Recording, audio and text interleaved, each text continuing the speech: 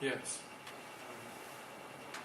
But because there is no apparently accepted authority, except for scientists maybe, what do we and our children use to talk to others and to persuade others of reality?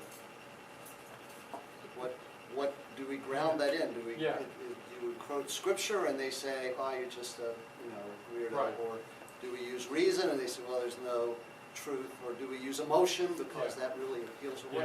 How do we engage that? I think first of all, I have the confidence that they are part of reality. That is, the people you're talking to.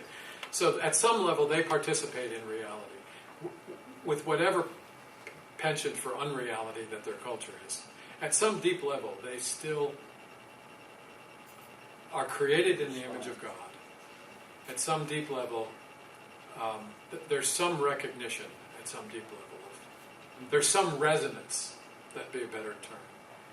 There's some resonance with reality because of the Imago Dei. It's not been wiped out. So that's there. But then the other thing is,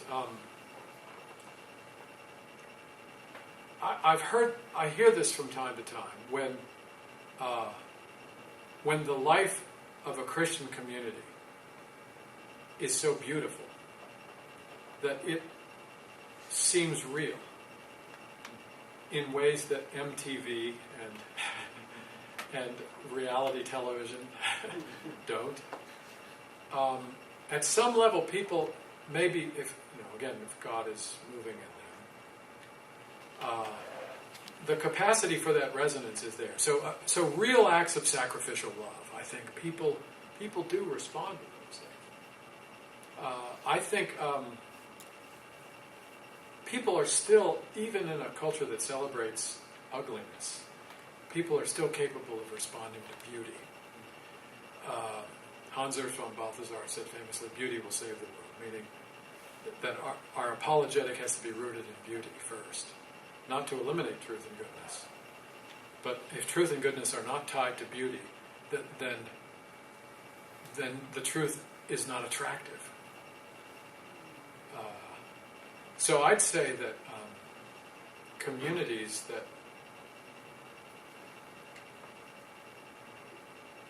that reflect reality.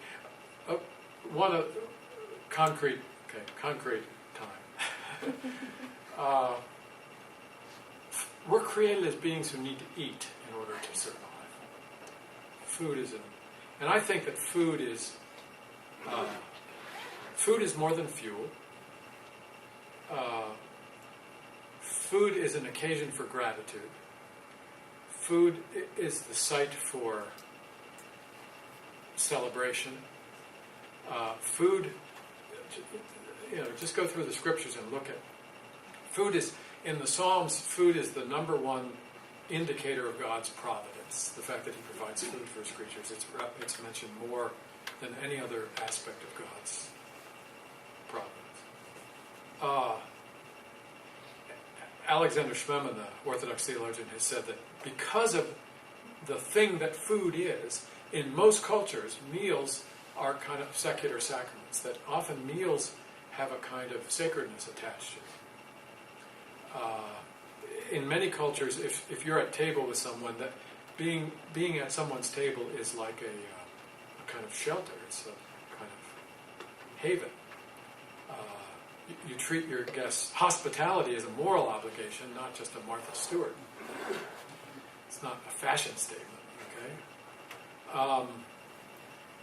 So I like to, in my fantasy life, I have a rich fantasy life. I imagine that churches are places where all of the delights of food and things that have been discovered in the so-called slow food movement, for instance, where they're teaching young people to take time to have a meal together.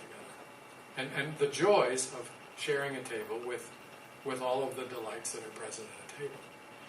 Even if it's a simple meal. Doesn't have to be extravagant, but food, and growing food. I heard several years ago about a clinic for eating disorders that required the girls, and it was mostly girls participating, to garden. They had to learn how to raise food because they'd become, their relationship with food was fundamentally disordered. They thought that food came from the grocery store, not from the earth, and hence from God. So I think there's a wonderful book called Food and Faith by Norman Wiersbe. I've done several interviews on again, a theology of food and the practices of eating.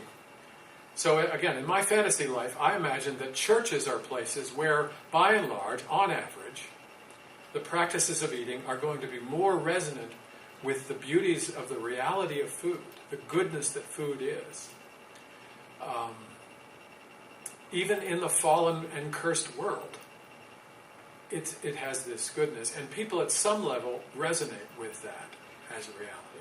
So if churches are places where feasting and fasting and hospitality and good conversation at tables, rather than saying, rather than emulating the worst habits of a convenience food culture, what if we emulated the best habits of our culture? That is, the habits that are most in keeping with the theological reality that food is. I did an interview this year with a guy who's active in churches sponsoring urban gardens. So churches that are working with poor people to help them grow some of their food. And so part of their diaconal service is to care for the actual growing of food, rather than let's drop some cans of beans off at the church every now and then and help the poor. So to reconnect them with the order in reality that food is. And I think we're suffering from a collective eating disorder in the whole country, I think. What's his name up at Polyface Farms up in the valley? Joel, what's his last name? Yeah, Joel Salatin has talked about some of this.